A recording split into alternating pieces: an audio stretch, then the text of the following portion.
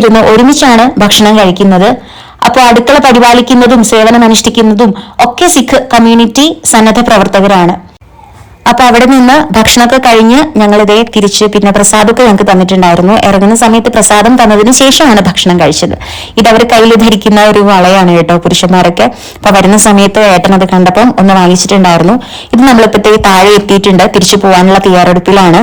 അപ്പൊ ഞങ്ങൾ വന്ന സമയത്ത് എത്ര തിരക്കുണ്ടായിരുന്നോ അതിന് 2 ഇരട്ടി തിരക്ക് ശരിക്കും ഞങ്ങൾ ഇറങ്ങുന്ന സമയത്ത് ഉണ്ടായിരുന്നു.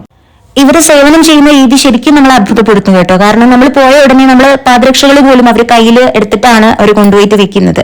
എന്തായാലും നമുക്കൊരു വേറിട്ട അനുഭവമായിരുന്നു. ഒരുപാട് സന്തോഷമായി അവിടെ ചെന്നുപെട്ട്. നമുക്ക് ഇതുവരെ കാണാത്ത പല കാഴ്ചകളും കണ്ടപ്പോൾ ഒരുപാട് സന്തോഷം തോന്നി.